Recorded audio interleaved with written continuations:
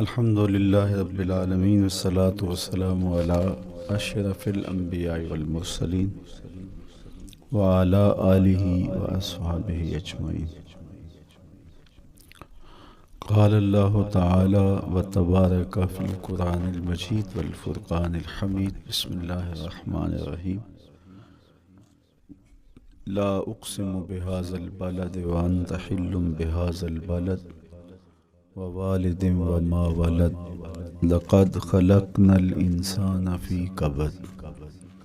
صدق الله مولانا العظيم وصدق رسوله النبي الكريم الرؤوف الرحيم. اللهم نور قلوبنا بالقرآن وزين أخلاقنا بالقرآن وأدخلنا الجنة بالقرآن ونجنا من النار بالقرآن.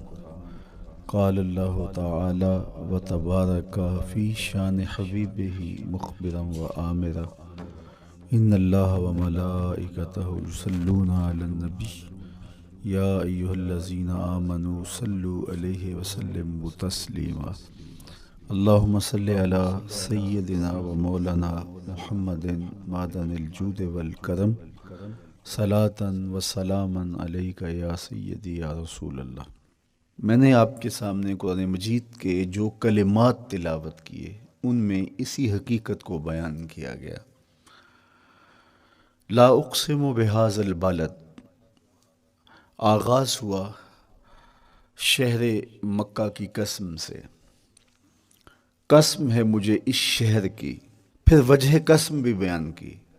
وَأَنْتَ حِلٌّ بِهَذَا الْبَلَدِ، مجھے اس شہر کی قسم اس لیے کہ محبوب اس شہر میں تو جو بستا ہے، تیرا بسیرا ہے اس شہر میں، اس شہر کی گلیوں نے تیرے قدم چومے ہیں اور تیرے انفاس کی مہک اس کی فضاؤں میں بسی ہے، اس لیے مجھے قسم کہ یہاں تم رہتے ہو. اللہ اکبر. علماء کے مابین اس بات پر اختلاف ہے کہ مکۃ المکرمہ افضل ہے یا مدینۃ النبی صلی اللہ علیہ وآلہ وسلم افضل ہے. ایک علمی اختلاف ہے. بعض نے کہا مکۃ المکرمہ افضل ہے، دلائل دیے، بڑا وزن ہے دلائل میں. بعض نے کہا مدینۃ الرسول صلی اللہ علیہ وآلہ وسلم افضل ہے، دلائل دیے، بڑا زور ہے دلائل میں. لیکن شیخ عبدالحق محدث دہلوی علیہ رحمہ اسی آیت سے روشنی لے کر کے لکھتے ہیں کہ جب حضور مکے میں تھے تو مکہ افضل تھا، جب مدینے آ گئے تو مدینہ افضل ہو گیا. جدھر جدھر سے وہ گزرتے گئے مجد و شرف بھی پیچھے پیچھے رہا. چند لمحوں کے لیے ٹھہرے تھے تم جس پیڑ کے نیچے. نشور وحدی کا لہجہ دیکھیے کتنا دل آویز ہے. چند لمحوں کے لیے ٹھہرے تھے تم جس پیڑ کے نیچے، سنا ہے آج تک اس پیڑ کا سایہ مہکتا ہے. تو مکے میں ہیں تو مکہ افضل، مدینے میں ہیں تو مدینہ افضل. تو شرف ان کے وجود مسعود سے ہے. وہ جدھر جدھر سے گزرتے جائیں گے وہاں وہاں ہی نور پھیلتا چلا جائے گا. اور پیر نصیر الدین علیہ رحمہ کا لہجہ یہاں کتنا خوبصورت دکھائی دیتا ہے. ایک بار وہ جدھر سے گزرے ہیں نصیر، ایک بار وہ جدھر سے گزرے ہیں نصیر، بار بار ادھر سے بہار گزری ہے. تو کہا کہ قسم ہے مجھے اس شہر کی، یعنی شہر مکہ کی. کیوں شہر کی قسم؟ وَأَنْتَ حِلٌّ بِهَذَا الْبَلَدِ، کہ محبوب اس شہر میں تمہارا قیام ہے، اس شہر میں تمہاری رہائش ہے، تمہارے انفاس کی مہک ہے اس شہر کی فضاؤں میں، اور تمہارے قدموں کو چھوا ہے اس شہر کی گلیوں نے، اس لیے قسم کہ یہاں آپ رہتے ہو.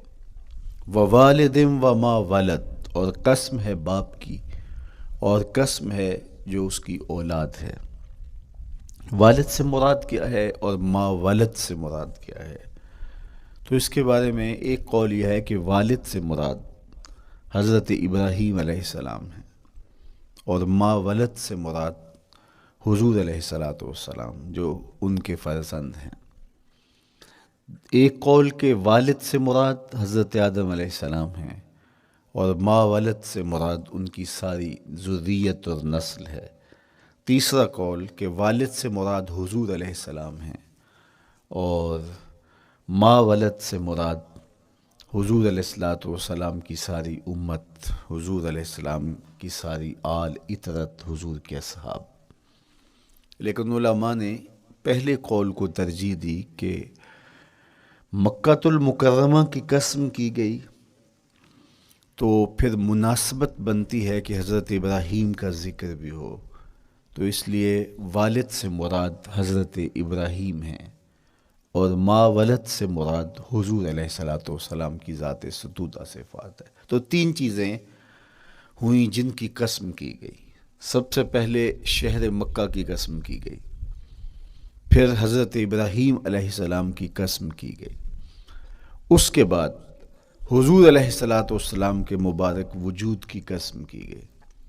تین قسمیں کر کے کہا کیا گیا، چونکہ جو خالی و ذہن شخص ہو، جب اس کو کوئی بات بیان کی جائے تو قسم سے آغاز نہیں کیا جاتا۔ متردد الذہن کو کوئی بات کرنی ہو تو قسم سے آغاز کیا جاتا ہے، یا پھر آپ جس مضمون کو بیان کرنے جا رہے ہیں وہ اتنا اہم ہے کہ اس کی اہمیت کو اجاگر کرنے کے لیے آپ کو قسم کرنا پڑتی ہے۔ تو یہ جو ماں بعد کا مضمون ہے جس کو میرے رب نے بیان کیا، اس سے قبل ایک نہیں، دو نہیں، تین قسمیں کی، تو پھر کان تو کھڑے ہو گئے، سماعتیں تو بچھ گئیں کہ وہ کون سی شے ہے جس کو بیان کرنا مقصود ہے، اور اس سے قبل قسم پہ قسم کی جا رہی ہے۔ قسم محبوب شہر مکہ کی، قسم محبوب تیرے والد بزرگوار حضرت ابراہیم علیہ السلام کی، اور قسم تیرے پاکیزہ وجود کی۔ اب انسان بالکل سماعتیں بچھا کے منتظر ہے کہ قسم کی کس بات کی جا رہی ہے، کس بات پہ قسمیں ہو رہی ہیں۔ تو جواب آیا، قسم محبوب شہر مکہ کی جس میں آپ رہتے ہو، قسم آپ کے والد بزرگوار حضرت ابراہیم علیہ السلام کی، اور قسم آپ کے پاکیزہ وجود کی۔ لقد خلقنا الانسان فی کبد، ہم نے انسان کو مشقتوں میں رہتا پیدا کیا ہے۔ یعنی انسان کی زندگی کے اندر مشقتیں، مشکلیں، آلام، مصائب، حالات کی تلخیاں، سخت مراحل، یہ اس کی زندگی کا حصہ ہے، اور ہم نے اس کو ڈیزائن اس طرح کیا ہے کہ یہ ان ساری مشکلات سے نہ بردآزما ہوگا، اور حالات کی تلخیوں کا مقابلہ کرے گا، اور خیر و شر کے ساتھ ساری زندگی اس کا تعلق رہے گا۔ تو یہ اگر سخت جان ہوا تو زندگی میں کامیاب اور بامراد ہوا، اور اگر یہ کمزور ہوا تو پیچھے رہ جائے گا۔ اور اس کے لیے جو قسمیں کی ہیں وہ تین ہیں۔ قسم کا اور جواب قسم کا تعلق ہوتا ہے، یعنی جس پہ قسم کی جا رہی ہے تو جو قسم کی جا رہی ہے اس کا کوئی آپس میں تعلق ہوگا۔ جب پھولوں کا ذکر کریں گے تو پھر اس کے متعلقات ہی بعد میں بیان کریں گے۔ کسی نے کہا تھا جنگل میں کوئی مے خار مرا ہے، جنگل میں کوئی مے خار مرا ہے، اسے انگور کے پتوں کا کفن دو۔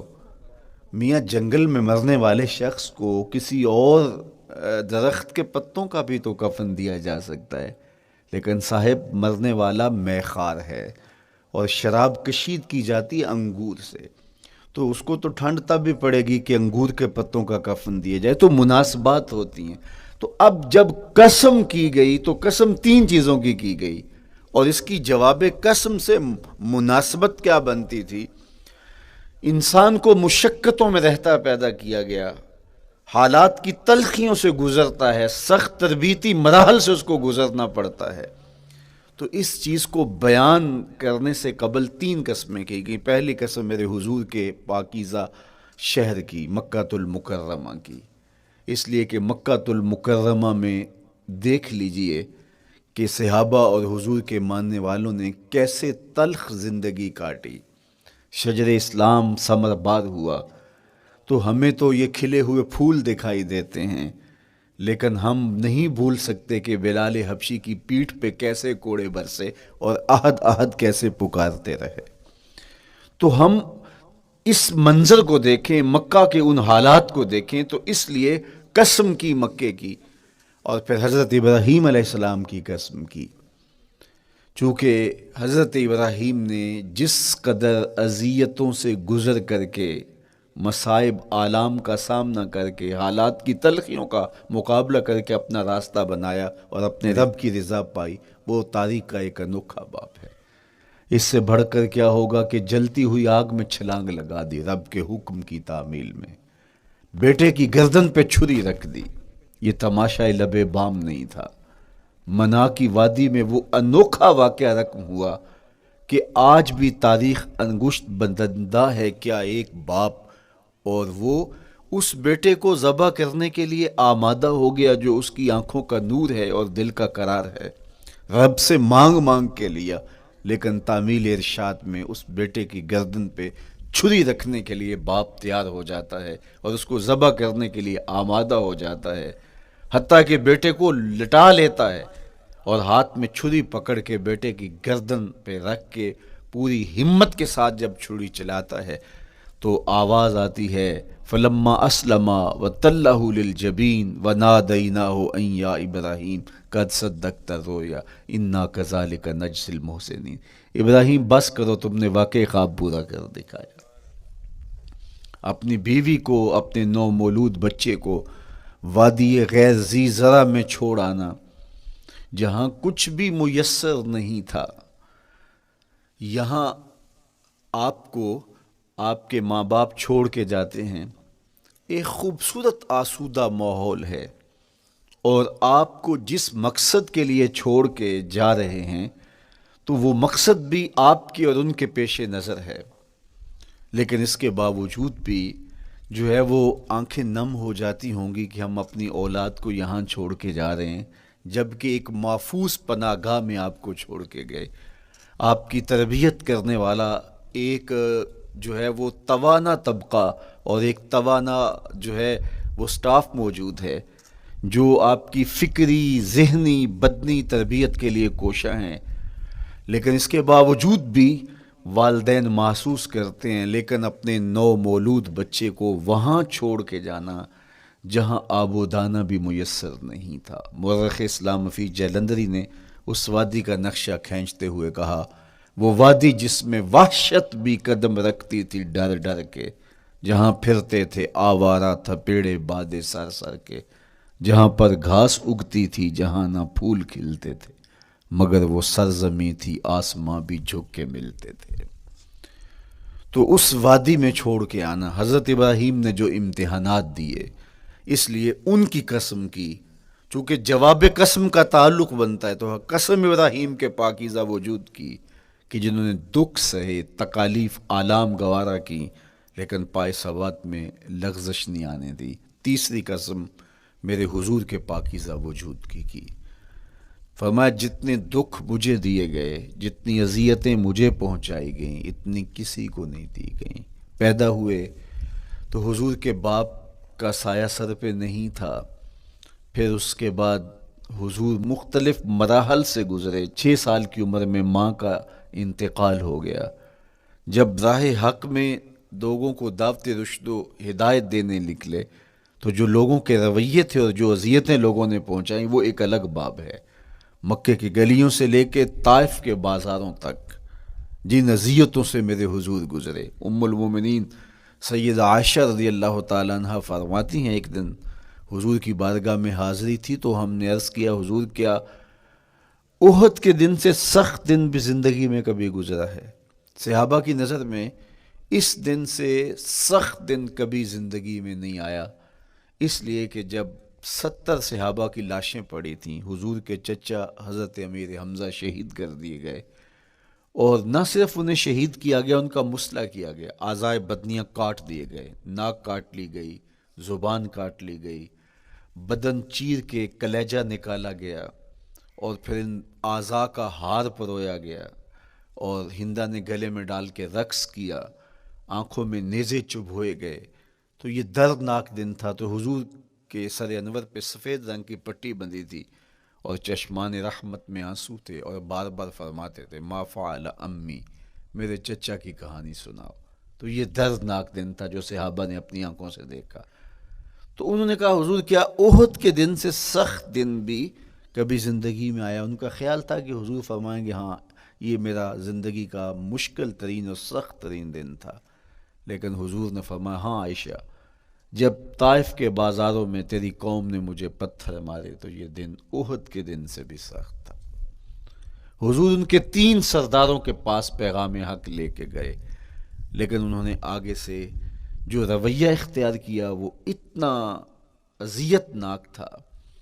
حضور نے فرمایا کہ ٹھیک ہے، میں تمہاری خیر خواہی کا جذبہ لے کے تمہارے تک پہنچا ہوں، تم نے میری دعوت کو قبول نہیں کیا، تمہاری مرضی، تمہارا مقسوم، چلو اب یہ بات میرے اور تمہارے درمیان رہنی چاہیے، اس بات کو راز رہنا چاہیے، اہل مکہ تک یہ بات نہ پہنچے۔ انہوں نے کہا ہم کیوں راز رکھیں، بلکہ اوباشوں کے ہاتھ میں پتھر دے دیے، اور حضور جب واپس ہونے لگے تو وہ حضور کے پاؤں پہ سنگزنی کرتے، حضور اپنا ایک پاؤں اٹھاتے تو دوسرے پاؤں پہ مارتے، شدت درد اور احساس کرب سے حضور بیٹھ جاتے تو ان کے غنڈے دائیں بائیں سے بڑھتے اور کندھوں سے پکڑ کے حضور کو اٹھاتے اور مشق سنگزنی کرتے، نالین خون سے بھر گئے، لخت لخت زخمی ہوا۔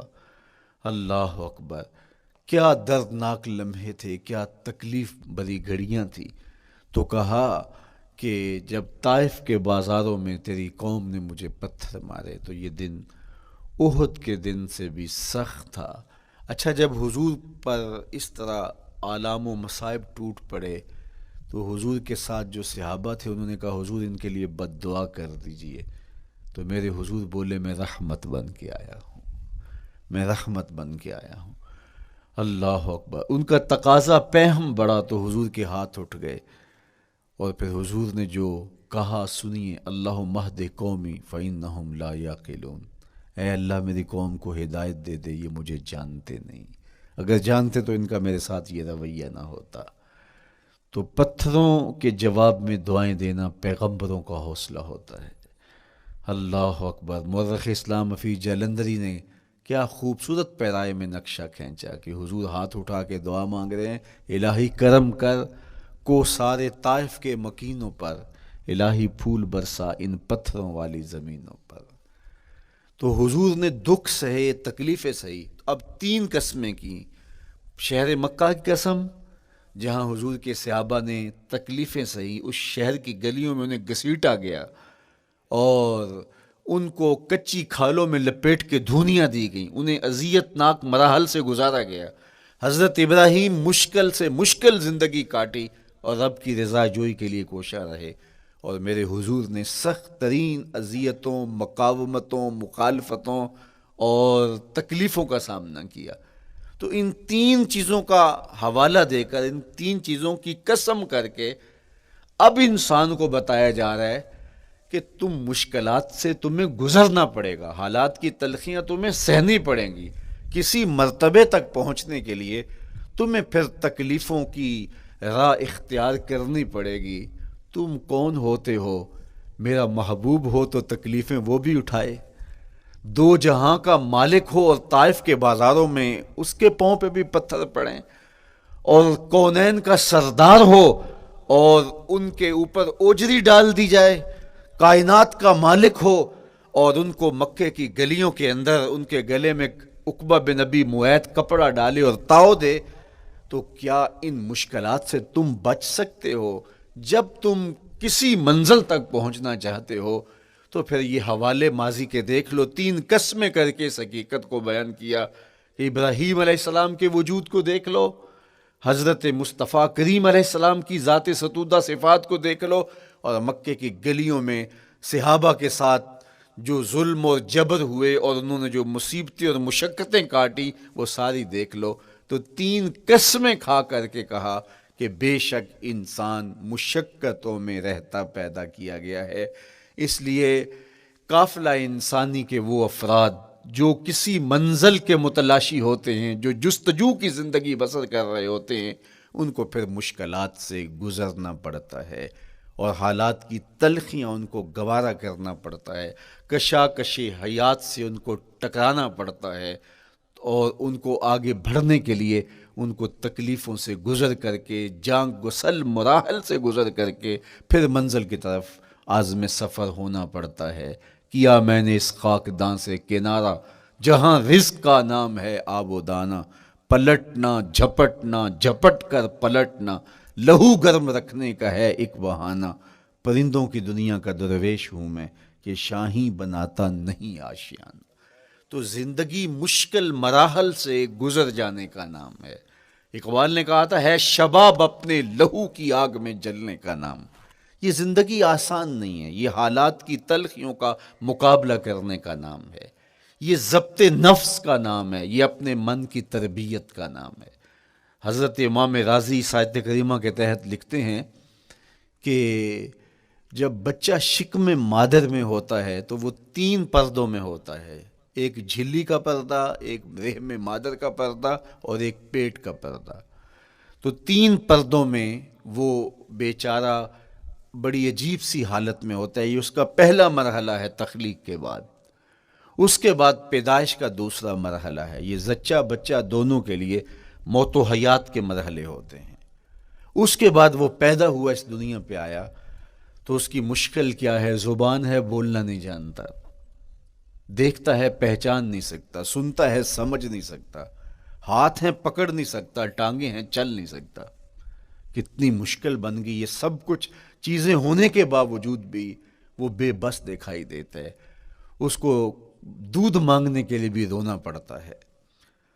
تو یہ ایک مرحلہ تھا۔ پھر آہستہ آہستہ اس نے بولنا سیکھا، ایک ایک حرف کر کے، لفظ لفظ جوڑ کے وہ جملے مکمل کرتا رہا۔ آج تو زبان کا طوطی بولتا ہے، آج تو بات کریں تو جو ہے وہ ماحول تھم جاتا ہے، لیکن انسان ذرا پلٹ کے آغوش مادر میں تیری ماں نے ایک ایک حرف تجھے سکھایا تھا، ایک ایک لفظ تجھے سکھایا تھا، لفظ لفظ کر کے، حرف حرف کر کے جملے بنے، اور آج تیری گفتار کی شوخی کے تذکرے زمانے میں ہیں، تو پھر تجھے بولنا سکھایا۔ تو چل نہیں سکتا تھا، آج تیری جو ہے وہ جولانیاں دیکھنے والی ہیں، تیری رفتار کو کوئی چھو نہیں سکتا ہے، تیری آنکھوں کی بجلیاں آج عقابوں سے بڑھ کر ہیں، آج تیرے کانوں کے اندر نغموں کا جہاں آباد ہے، آج تیرے ہاتھوں کی گرفت کہ آگے شیر غراں بھی ہو تو وہ بھی بے بس ہو جاتا ہے، لیکن دیکھ تو کتنا مجبور تھا۔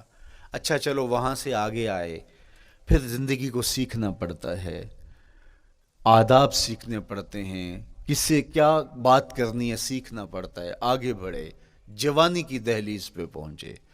جوانی انسان کی زندگی کا باقپن ہوتا ہے، عروج ہوتا ہے، اللہ اکبر، لیکن جوانی کو تقدس معاب رکھ کے منزل تک پہنچانا یہ سب سے مشکل مرحلہ ہوتا ہے، چونکہ جذبات بے قابو ہیں، خواہشیں آوارہ ہیں، اور تا حد نظر نظارے ہی نظارے جو دل کو کھینچتے ہیں۔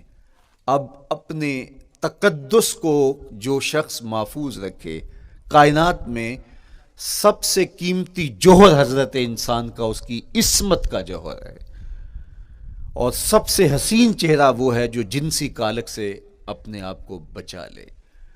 تو جوانی ہو، باقپن ہو، اور پھر اپنی خواہشات کو بے قابو نہ ہونے دیا جائے، سب سے مشکل مرحلہ پوری زندگی میں یہ آتا ہے۔ کسی نے کہا تھا کتاب زیست کا ایک اور باب بیت گیا، شباب بیت گیا، ایک عذاب بیت گیا۔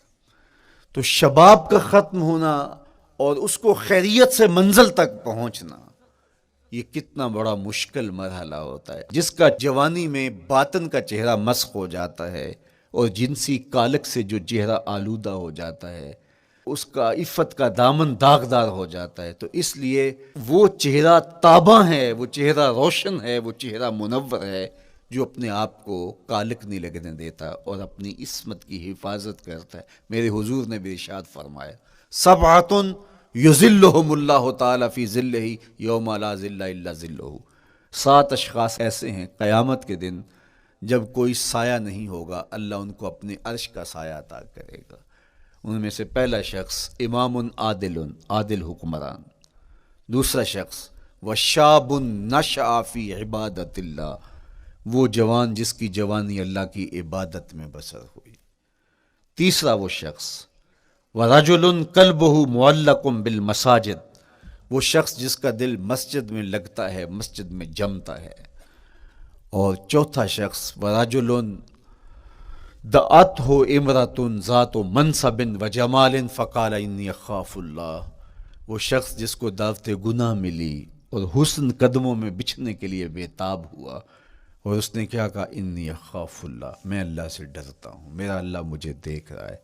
میرے حضور نے فرمایا قیامت کے دن جب کوئی سایہ نہیں ہوگا، اللہ اس کے اوپر اپنے عرش کا سایہ تان دے گا۔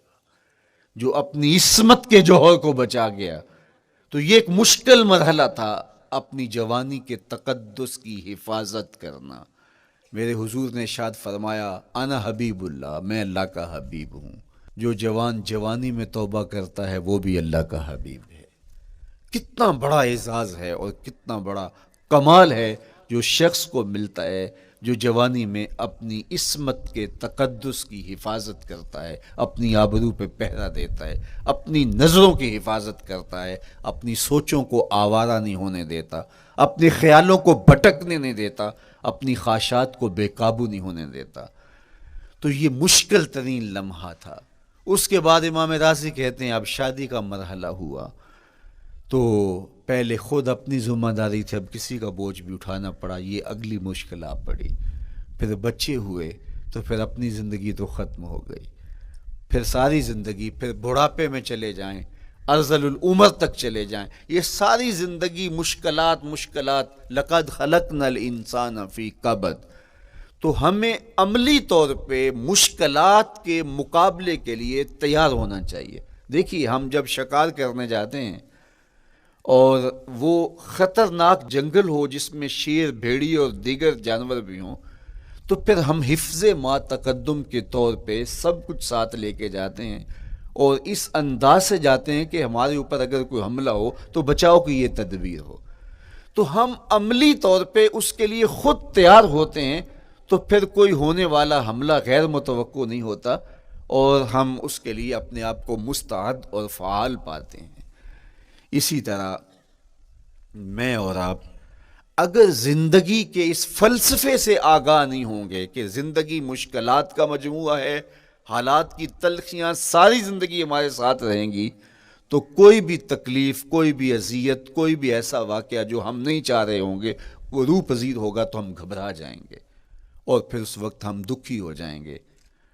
اس لیے ہمیں یہ قرآن نے سکھایا ہے کہ تم عملی طور پہ زندگی کی سختیوں کا مقابلہ کرنے کے لیے آمادہ اور تیار ہو جاؤ۔ قرآن مجید میں جو صبر کا لفظ ہے اس کا مفہوم یہ ہے کہ حالات کی جو تلخیاں تمہارے اوپر آتی ہیں، وہ غربت بھی ہو سکتی ہے، وہ بیماری بھی ہو سکتی ہے، وہ لوگوں کی عداوت اور دشمنی بھی ہو سکتی ہے، وہ اور بہت ساری چیزیں ہوتی ہیں، وہ جنگوں کی حالت کا بپا ہو جانا اور تمہارا دشمنوں کے نرغے میں گر جانا، یہ سب کچھ ہو سکتا ہے۔ تو اس کے اوپر استقامت کے ساتھ تم کھڑے رہو اور تم ان کو برداشت کرنے کی اپنے اندر ہمت اور حوصلہ رکھو، تو پھر وہ تمہارا صبر ہوگا، اور یہ قوت اگر تمہارے اندر پیدا ہو جاتی ہے تو پھر تمہاری زندگی آسان اور سوکھی ہو جاتی ہے۔ لیکن اگر یہ دولت تمہیں نصیب نہیں ہوتی تو پھر ساری زندگی دکھوں اور شکووں سے بھری رہتی۔ اس لیے ہمیں یہ چیز سیکھ لینی چاہیے کہ زندگی نام ہی مشکلات سے نہ برد آزما رہنے کا ہے۔ عملی طور پہ ہم دیکھو، ہمیں پتہ ہے سردی آ رہی ہے تو اس کا ہم پہلے انتظام کرتے ہیں، تو سردی ہمیں دکھی نہیں پھر کرتی، ہم سردی سے بھی لطف لیتے ہیں، موسم برسات سے بھی مزہ لیتے ہیں، اور گرمی سے بھی ہم ایک حاص حاصل کر لیتے ہیں اگر ہم اس کو جو ہے اس کے لیے عملی طور پہ اپنے آپ کو تیار کر لیں۔ لیکن اگر ہم اس کے لیے تیاری نہیں کریں گے تو سوائے گھبراہٹ کے اور کچھ نہیں ہوگا۔ تو مجھے اور آپ کو عملاً اپنے آپ کو اس بات کے لیے آمادہ کرنا پڑے گا یہ زندگی ان حالات کی تلخیوں سے ٹکرانے کا نام ہے، اور ساری زندگی ہمیں ان مراحل سے گزرتے رہنا پڑے گا۔ اور قرآن نے جو ہے وہ 3 قسمیں کر کے، اور 3 قسمیں بھی شہر مکہ کی اور محبوب کریم کے پاکیزہ وجود اور جناب ابراہیم علیہ السلام کی، تاکہ تمہیں پتہ چلے جب ان کو بھی ان مراحل سے گزرنا پڑا، میں اور آپ کیا بیچتے ہیں۔ اس لیے ہمیں اپنی زندگی کو ان راہوں پہ ڈالتے ہوئے صبر اور استقامت، اب صبر اور استقامت کی دولت ہمیں کیسے نصیب ہوگی، یہ دولت کس طرح، یہ قوت راسخہ ہمارے اندر کیسے پیدا ہوگی، اور کس طرح ہمارے من کے اندر یہ چیزیں سمائے گی۔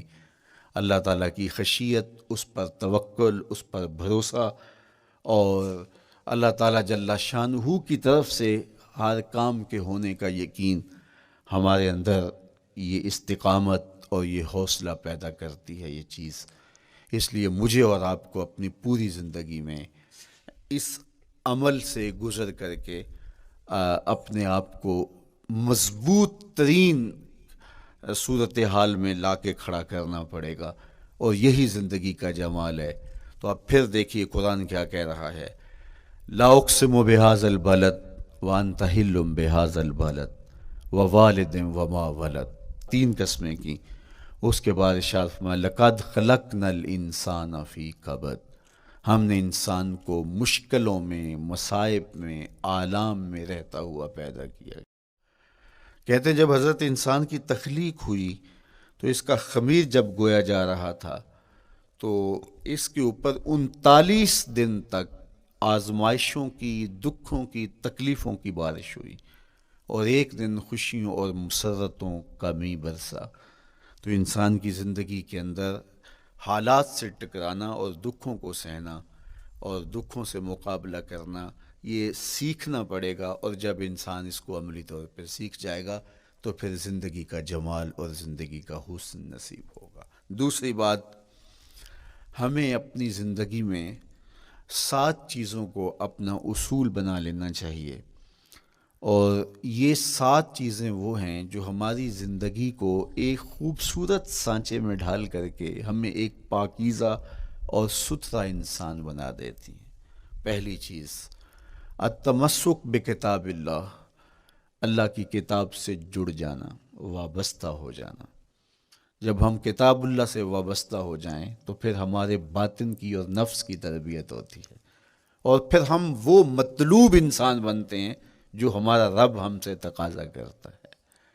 تو اس لیے ہمیں اپنی زندگی میں اس چیز کو لازم کر لینا چاہیے کہ ہمارا کوئی بھی دن قرآن مجید کی تلاوت کے بغیر نہ گزرے۔ اپنے دن کا آغاز قرآن مجید کی تلاوت سے کیجیے۔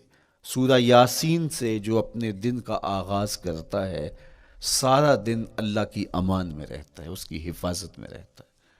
اور اپنی شب کا آغاز سونے سے پہلے سورہ الملک کی تلاوت کریں، آپ ساری شب اللہ کی امان میں، اس کی حفاظت میں رہیں گے۔ اور قرآن مجید کو سمجھ کر اس کے مفاہیم و مطالب کے ساتھ 1 رکوع کم از کم پوری زندگی، اپنی زندگی کے نصاب میں آپ کتنا وقت مختلف امور کے لیے سر انجام دیتے ہیں۔ یہ کتاب انسانی ہدایت کے لیے، انسانی تربیت کے لیے، اس سے کوئی اور بہتر اور مؤثر جو ہے وہ نصاب نہیں ہو سکتا ہے۔ انسان سازی کا بہترین ذریعہ ہے یہ کتاب، اور اس کتاب کے ذریعے سے جو ہے وہ انسان پستیوں سے اٹھ کے بلندیوں تک جا پہنچتا ہے۔ اقبال نے تو کہا کہ گر تمی خواہی مسلمان زیستن، نیست ممکن جز بقرآن زیستن، اگر تو مسلمان بن کے جینا چاہتا ہے تو قرآن کے بغیر 1 قدم بھی نہیں چل سکتا۔ تو آگے چل کے اسی نظم میں کہا کہ فاش می گوئم آنکھ در دل مزمرست، این کتابیں نیست چیزیں دیگرست، اگر میں کھل کے بیان کر دوں جو میرے سینے میں چھپا ہے تو میں تجھے بتا دوں کھل کے یہ کتاب نہیں، یہ کوئی اور ہی شے ہے۔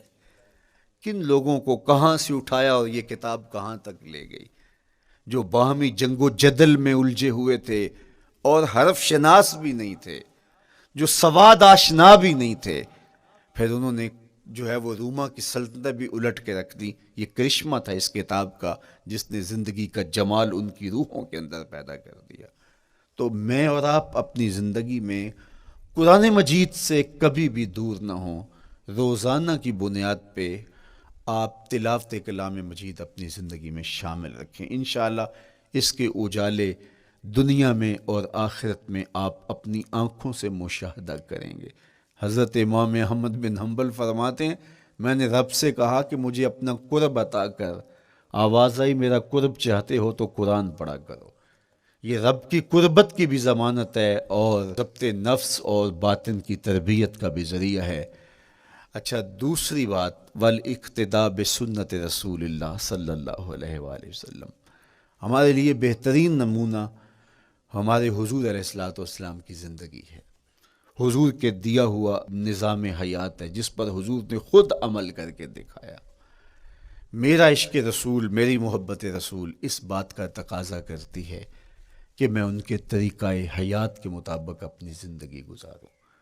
اسلام دعوے کی بات نہیں کرتا، دلیل ہم سے مانگتا ہے۔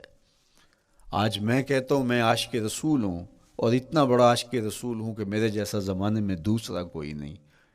میرے جذبات ایسے دکھائی دیتے ہیں آسمان کو چیر دوں گا اور زمین کو پھاڑ دوں گا، لیکن ہمسایوں کے ساتھ میرا سلوک بتاتا ہے کہ میں عاشق رسول نہیں ہوں، دوستوں کے ساتھ میرا رویہ بتاتا ہے کہ میں عاشق رسول نہیں ہوں۔ میں کسی سے وعدہ کرتا ہوں اور پھر اس پہ پورا نہیں اتر پاتا، تو صاحب پھر آپ عاشق رسول نہیں ہیں، آپ کچھ اور ہیں۔ عشق رسول تو یہ ہے کہ میرے محبوب علیہ السلام نے کسی سے عہد کیا ہے کہ تمہارے آنے تک میں یہاں کھڑا ہوں، اور وہ جا کے بھول جاتا ہے، اور میرے حضور 3 دن وہاں منتظر رہتے ہیں۔ وہ اچانک گزرا اور دیکھا تو حضور علیہ الصلوۃ والسلام کھڑے ہیں، تو خود پریشان ہوا، صرف اتنی بات اسے کہی، صاحب تو نے مجھے مشکل میں ڈال دیا، تو نے مجھے مشقت میں ڈال دیا۔ عہد کیا ہے تو پھر اس کی پاسداری نبھا کے دکھائی۔ اللہ اکبر، میں اگر حضور سے محبت کرنے والا ہوں تو میرا رویہ بتائے کہ میں عاشق رسول ہوں، میری زبان پہ جھوٹ نہیں بول سکتی۔ آپ سے پوچھا گیا کہ مومن بزدلی کر سکتا ہے؟ کہا نہیں، بہادر ہوتا ہے، لیکن ہو سکتا ہے کبھی اس سے بزدلی سرزد بھی ہو جائے۔ پھر پوچھا گیا کہ مومن بخیل ہو سکتا ہے؟ کہا نہیں، سخی ہوتا ہے، لیکن ہو سکتا ہے کبھی اس سے بخل بھی سرزد ہو جائے۔ پھر تیسرا سوال حضور سے کیا گیا، مومن جھوٹا ہو سکتا ہے؟ فرمایا جھوٹا نہیں ہو سکتا، یہ پکی بات ہے کہ مومن جھوٹ نہیں بول سکتا۔ میں اور آپ اپنے رویوں میں دیکھیں کہ ہم کھڑے کہاں ہیں۔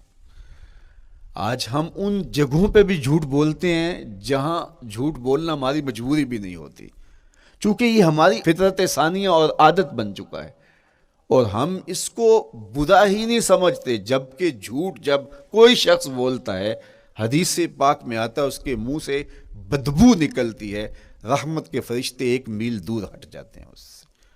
اور سویر سے شام تک جب ہمارے معمولات یہ ہوں تو پھر ہم کہاں کھڑے ہیں اور رحمت کے فرشتے کہاں کھڑے ہیں؟ تو حضور علیہ الصلوۃ والسلام کی سنت کا اتباع حضور کی محبت کی دلیل ہوگی۔ امام قرطبی نے لکھا ہے، اللہ کی محبت کا کوئی دعویٰ کرے تو کیا دلیل ہوگی کہ یہ واقعی محب الہی ہے؟ تو کہا اللہ سے محبت کا دعویٰ کرنے والے کے لیے دلیل یہ ہے کہ وہ قرآن سے پیار کرے۔ قرآن سے پیار اور قرآن سے محبت کی دلیل یہ ہے کہ حضور کا پیار سینے میں رکھے۔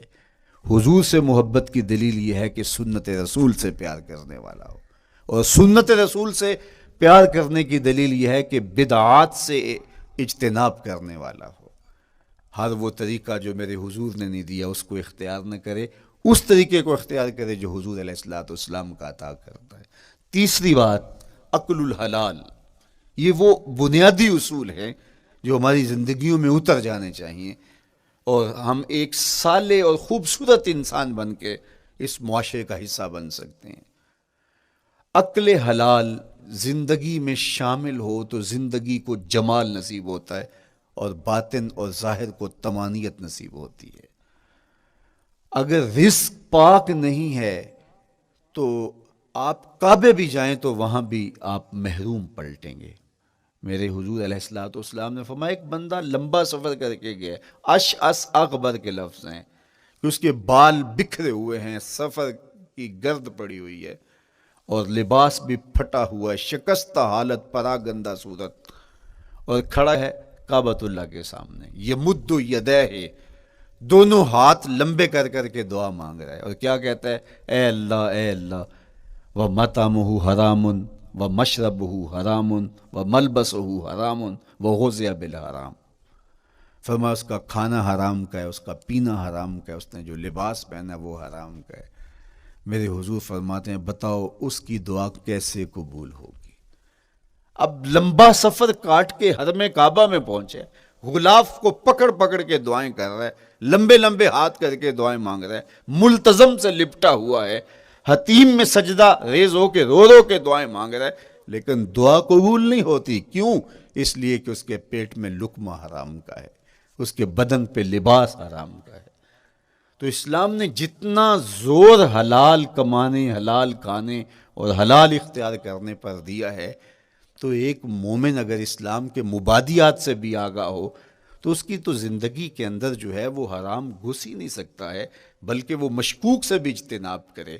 چوتھی چیز، کف الاذی،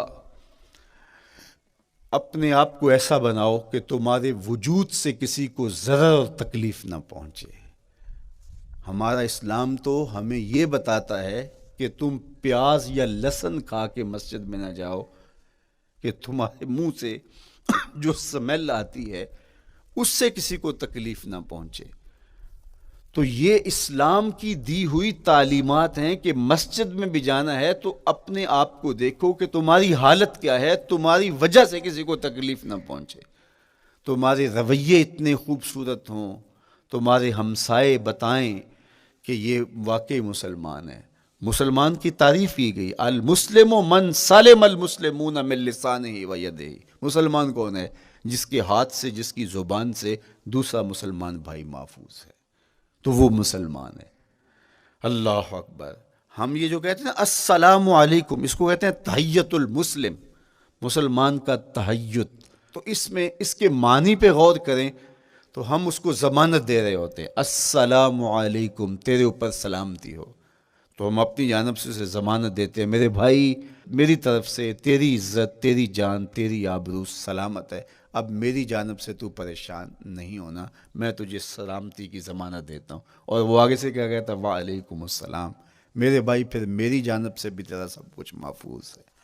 اگر سلام کا مفہوم اچھی طرح ہماری روحوں میں اتر جائے تو پھر ایسا ہو نہیں سکتا کہ ہم جس کو السلام علیکم کہہ دیں پھر اس سے ہم دھوکہ کریں یا اس کی آبرو پہ حملہ آور ہوں یا اس کے مال پہ حملہ آور ہو جب السلام علیکم کہہ دیا۔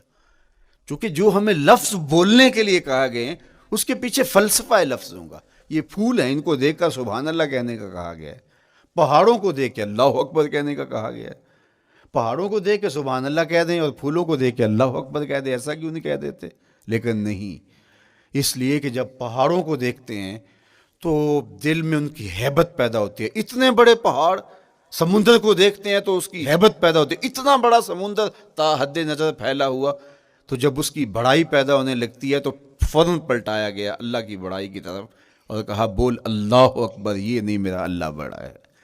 اور پھول کو جب دیکھا تو اس کی لطافت کی طرف الجھنے لگے، کتنا خوبصورت ہے، درزوں میں کیسے خوشبو بسی ہوئی ہے، کیسے رنگ ہیں، کیسے جمال ہیں۔ اللہ اکبر۔ وہ کیا کسی نے کہا تھا نا کہ درزوں کی لطافت میں خوشبو نے اماں پائی، گل چیرنے والے نے کس شان سے چیرا ہے۔ تو کیا کمال ہے یار، کیا پتیاں ہیں، کیا رنگ ہے، کیا خوبصورتی ہے، کیا لطافت ہے۔ الجھنے لگے، کہا بول سبحان اللہ، یہ کیا ہے، جس نے رنگ بھرے ہیں وہ پاک ہے۔ تو تیرا دل الجھ نہ جائے تو جو ہم بولتے ہیں لفظ جہاں بھی بولتے ہیں اس کے پیچھے ایک فلسفہ ہوتا ہے۔ السلام علیکم یہ تحیت المسلم ہے۔ جب ہم کسی کو کہتے ہیں السلام علیکم تو اس کو ہم نے ضمانت دے دی، بس بات ختم، اب جو ہے وہ میری جانب سے تو محفوظ ہے۔ لیکن ہم سلام بھی لے رہے ہوں گے اور ہاتھ بھی کاٹ رہے ہوں گے اور اس کی جیب بھی کاٹ رہے ہوں گے، پھر سلام نہیں لیا، ہم نے منافقت کی ہے۔ تو کف الاذی چوتھی چیز۔ اور پانچویں چیز، اجتناب المعاصی، گناہوں سے اپنے آپ کو بچا کے رکھنا۔ نیکی کرنا بہت اہم ہے، لیکن نیکی کرنے سے زیادہ اہم اپنے آپ کو گناہوں سے بچانا ہے۔ چونکہ شر کی قوتیں ہمارے ساتھ جڑی ہوئی ہیں، اس لیے اپنے آپ کی حفاظت جب ہم کریں گے تو ہم ایک اچھی صورت میں آگے بڑھیں گے۔ اور چھٹی چیز وہ ہے التوبہ۔ توبہ تسلسل کے ساتھ کرتے رہیے۔ یہ تصور کہ بڑھاپے میں توبہ کریں گے، یہ تصور کہاں سے آیا؟ یا ہمارے ہاں آج کل یہ کلچر پیدا ہوا ہے کہ لیلۃ القدر یا شب رات کے دن سارے جڑ کے توبہ کرنے بیٹھ جاتے ہیں اور پورا سال اپنی مرضی کی زندگی گزارتے ہیں۔ ایسا نہیں ہے۔ میرے حضور کے دامن پہ ایک بھی گناہ کا دھبا نہیں تھا۔ ہم نبیوں کی عصمت کے قائل ہیں، کسی نبی پر کوئی گناہ کا دھبا نہیں ہوتا۔ اگر اس امکان کو بھی تسلیم کر لیا جائے تو ساری شریعت مشکوک ہو جاتی ہے، لیکن اس کے باوجود حضور فرمایا میں دن میں اللہ سے 100 بار توبہ کرتا ہوں، ایک دن میں 100 مرتبہ توبہ کرتا ہوں۔ میں اور آپ دیکھیں کہ ہم کیا اس معمول کو اپنی زندگی میں شامل کیے ہوئے ہیں۔ جب انسان توبہ کرتا ہے، جب غسل کر لیتا ہے نا ایک دفعہ، تو پھر وہ بچ بچ کے چلتا ہے کہ کوئی گر دوبارہ پڑ نہ جائے، اور جب وہ لتھڑا ہوا ہو تو پھر اس کو پرواہ بھی نہیں ہوتی۔ اس لیے ہمیں بار بار غسل کرنے کی، بار بار توبہ کرنے کی تلقین کی گئی ہے، تاکہ ہم پھر نئے گناہوں سے بچتے رہیں گے۔ تو اپنی زندگی میں توبہ کا تسلسل کیجئے، شام سویرے صبح بار بار اللہ سے توبہ کی اور رجوع کیجئے۔ اور آخری چیز ادا الحقوق، حقوق کا ادا کرنا۔ ہمارے ذمے جو حقوق عائد ہوتے ہیں وہ ہمارے والدین کے ہیں، وہ ہمارے بہن بھائیوں کے ہیں، وہ ہمارے دوستوں کے ہیں، ہمسایوں کے ہیں، ہمارے اساتذہ کے ہیں، کلاس فیلوز کے ہیں۔ وہ حقوق حتیٰ کہ جانوروں کی کیوں نہ ہوں، تو ان حقوق کو ہم ادا کرنے والے دستبردار نہیں ہو سکتے ہم ان حقوق سے۔ یہ مومن کی زندگی ہے، یہ ہمارا نظم حیات ہے، یہ اسلام کا دیا ہوا منشور ہے، یہ طریقہ زندگی ہے کہ ہم ایک ایک کے حق کو ادا کرتے ہوئے اپنی زندگی کو بسر کریں۔ بالخصوص میں طلباء سے مخاطب ہوں کہ یہ عمر تربیتی اعتبار سے سب سے اہم عمر ہے۔ سیدنا علی المرتضیٰ رضی اللہ تعالیٰ عنہ فرماتے ہیں کہ 15 سال سے لے کر کے 20 سال تک کی عمر میں انسان کے نظریات پختہ ہوتے ہیں اور اس کی عادتیں جمتی ہیں۔ یہ دوسرے کہتے ہیں 13 سے 19 سال تک کی عمر، وہ کہتے ہیں یہ بڑی اہمیت کی حامل ہے۔ تو 13 سے 19 سال یا 15 سے 20 سال تک کی عمر، بعض کا تو ہوتا ہے کہ ابھی بچے ہیں، ماں باپ بھی سستی کرتے ہیں کہ ان کو تہجد کا عادی اب کیوں بنائیں، ابھی تو یہ بچے ہیں، ان کو ان چیزوں سے، چھوٹی چھوٹی چیزوں کا عادی اب کیوں بنائیں، جب بڑے ہوں گے، سمجھدار ہوں گے، ذمہ داریوں کا بوجھ آئے گا، سب کچھ کر لیں گے۔ تو پھر اس وقت کرنا مشکل ہوتا ہے، پھر کر نہیں پاتا بندہ۔ تو جو سیکھنا ہے، جو عادتیں پختہ کرنی ہے، وہ اسی زندگی میں ہوتی ہیں۔ تو یہ آپ کا ایک موقع ہے، آپ کو ایک ماحول فراہم ہوا ہے۔ آپ کے ہمسائے آپ کے کلاس فیلوز ہیں جو آپ کے ساتھ کمرے میں رہ رہے ہیں۔ ہمسائیگی کے حقوق ادا کرنے کا جو انداز ہے وہ یہاں ہی سیکھیے اور اپنے اندر اس کو متحقق کیجیے اور پختہ کیجیے۔ اسی طرح اپنے گفتگو کے لہجوں میں شائستگی، اپنے انداز کے اندر خوبصورتی اور اپنے رویوں کے اندر جمال پیدا کرنے کی کوشش کریں، اپنے آپ کو مؤثر بنائیں، اور شریعت کے بتائے ہوئے اصولوں اور ضابطوں کے مطابق آپ جب زندگی کے چند دن گزار لیں گے، پھر زندگی گزارنے کا نشہ آنے لگ جائے گا۔ چونکہ جب ہم اپنی خواہش کی زندگی گزارتے ہیں تو پھر ہم خود بے چین اور مضطرب ہوتے ہیں، اس لیے کہ ہمیں اس طرح زندگی گزارنی چاہیے جس طرح ہمارے رب نے ہمیں بتایا ہے۔ آپ کوئی بھی مشین خریدتے ہیں، کوئی بھی چیز لیتے ہیں تو اس کے ساتھ چھوٹی سی بک دیتے ہیں، آپ کو اس کا طریقہ استعمال بتاتے ہیں کہ اس کو یوں استعمال کرو گے تو دیر پا اس کے فوائد حاصل کرو گے۔ اگر یہ مائک ہم اس طرح استعمال نہیں کرتے، اپنی خواہش سے استعمال کریں گے، تو پھر نتیجہ کیا ہوگا کہ تھوڑے دنوں کے بعد جو ہے وہ خرابی کی طرف سلسلہ چلے گا۔ اس طرح یہ وجود جس پاکیزہ ذات نے بنایا ہے، اس نے ہمیں بتایا ہے کہ اس کو استعمال کیسے کرنا ہے اور اس زندگی کو کیسے گزارنا ہے۔ اور پھر انسان کو ایک ماڈل اور نمونہ بھی چاہیے، تو کہا نمونہ دیکھنا ہے تو محمد عربی کی ذات دیکھ لو، ادھر دیکھتے جاؤ اور زندگی گزارتے جاؤ، دیکھنا تمہاری زندگی کتنی خوبصورت اور کتنی پروقار گزرتی ہے۔ اللہ آپ کو دنیا آخرت کی برکتیں دے، اپنی پناہوں اور اپنی امان اور اپنی حفاظتوں کا حصار دے، اور آنے والا کل اللہ بہتر فرمائے، میرے وطن کی خیر کرے، میرے ملک کو امن کے اجالے دے، یہاں دہشت گردی کے سلگتے الاؤ ٹھنڈے کر کے امن کی بہاریں پیدا کر دے۔ کی محمد سے وفا تو نے تو ہم تیرے ہیں، یہ جہاں چیز ہے کیا، لوح و قلم تیرے ہیں۔ وآخر دعوانا ان الحمدللہ۔